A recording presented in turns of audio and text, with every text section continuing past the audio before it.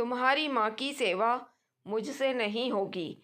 अपनी माँ को मायके भेज दो। अपनी माँ को मायके भेज दो। मुझसे उनकी सेवा नहीं होगी। अभी भी ये शब्द उर्मिला जी के कानों में गूंज रहे थे।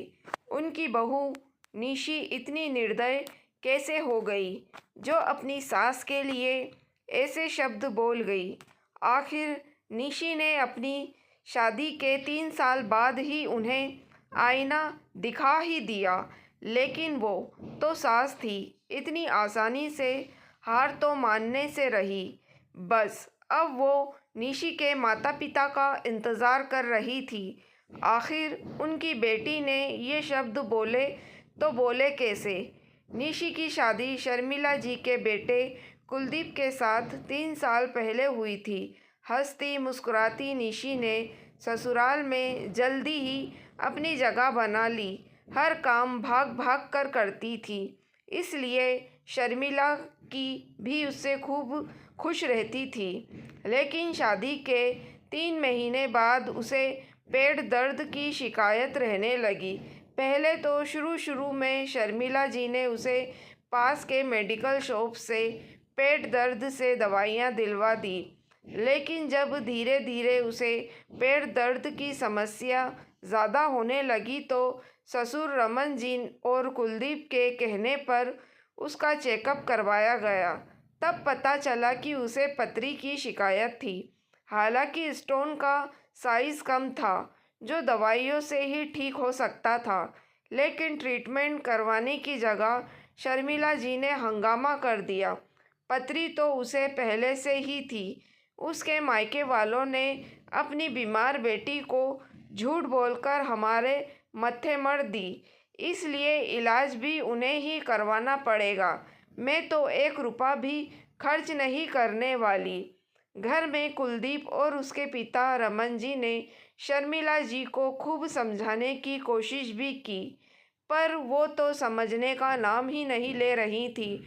उल्टा उन्होंने उसके मायके फ़ोन लगा दिया और उसके माता पिता को यहाँ बुला लिया। आखिर उसके माता पिता, जो दूसरे राज्य में रहते थे, वो रातों रात टिकट कटवा कर उससे के ससुराल पहुँचे। लेकिन जब वहाँ पहुँचे तो ना कोई चाय नाश्ता, ना कोई और बात। शर्मिला जी ने सीधे सुनाना शुरू कर दिया, लेकर जाइए अपनी बीमार बेटी को यहाँ से और करवाइए अपने आप इसका इलाज। अपना पैसा बचाने के लिए आपने अपनी बीमार बेटी हमारे मत्थे मढ़ दी। शर्मिला, कैसी बातें कर रही हो तुम?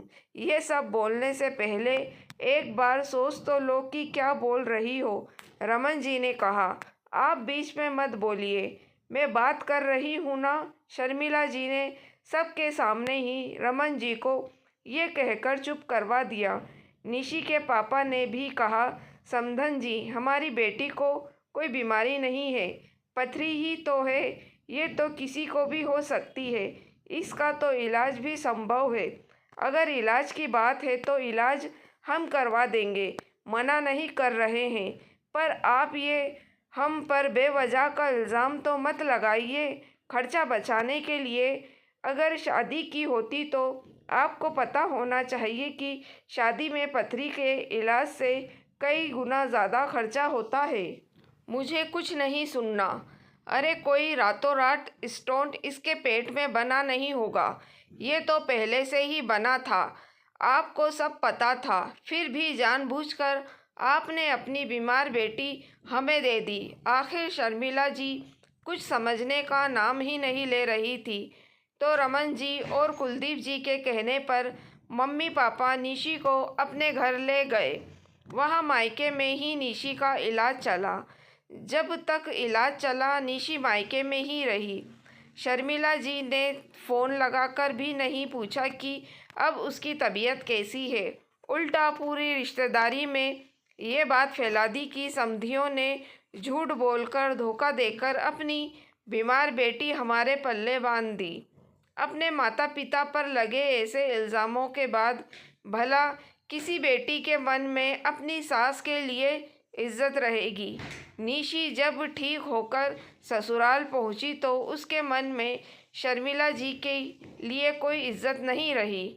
हालांकि वो अपना बहू का धर्म बखूबी निभा रही थी। कुछ महीनों बाद वो प्रेग्नेंट हुई तो शर्मिला जी ने 8 महीने तो उससे जमकर काम करवाया, लेकिन जब उसका 9वां महीना शुरू हुआ तो उस समय भी उसे मायके भेज दिया, ये जानते हुए कि डॉक्टर ने उसे सफ़र के लिए मना किया है। ज़बरदस्ती सफ़र करने के कारण निशी को डिलीवरी के टाइम काफ़ी समस्याओं का सामना करना पड़ा, पर भगवान की कृपा रही कि उसकी डिलीवरी में उसके बच्चे को कोई नुकसान नहीं हुआ। अब तो निशी का मन घृणा से भर चुका था। जानती थी कि दुनिया में कोई अमित तो लिखवा करके आया नहीं है। एक ना एक दिन बीमार तो हर शख्स को पड़ना पड़ता है। लेकिन आज जब सासू माँ बाथरूम में फिसल गिर गई और उनके पैर में फ्रैक्चर हो गया, तब निशी ने कुलदीप को साफ साफ कह दिया, आप अपनी माँ को मायके भेज दीजिए, मुझसे उनकी सेवा नहीं होगी। किसी को भी इस बात की उम्मीद नहीं थी कि निशी ये शब्द कह देगी। शाम तक निशी के माता पिता उसके ससुराल पहुंच गए। जब वो सासू माँ के कमरे में मिलने गए तो सासू माँ उन्हें देखते ही बोलिए, आइए आइए, आप ही का इंतज़ार हो रहा था। सुनी अपनी बेटी की बातें, इससे मेरी सेवा नहीं होगी। अरे उसने ऐसे कैसे कह दिया कि मुझे मायके छोड़ आए। अरे उसे क्या यहाँ पूजने के लिए लाए हैं, यही संस्कार सिखाए हैं आपने उसे कि अपनी सास की सेवा मत करना। माफ़ करना समधन जी, पर ये संस्कार हमने नहीं सिखाए हैं, ये तो आपके सिखाए संस्कार है। अचानक निशी की माँ ने हाथ जोड़ते हुए कहा, ये क्या बकवास कर रही हैं आप? जी मैं गलत तो नहीं कह रही हूँ। सास को सेवा तो चाहिए, लेकिन बहू को कुछ करना नहीं है। फिर भला बहू के मन में सास के लिए इज्जत कहाँ से होगी? आप खुद सोचकर देखिए कि आपने निशी के लिए कभी कुछ किया था क्या? जब जब उसे ज़रूरत पड़ी वो मायके में ही थी, या शायद ज़बरदस्ती भेज दी गई थी।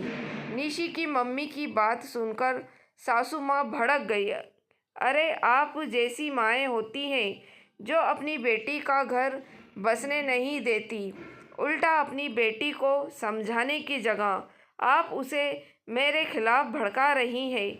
बस करो शर्मिला, कुछ भी बोले जा रही हो। अपनी गलती क्यों नहीं मान रही हो तुम? आखिर समधन जी गलत तो नहीं कह रही है।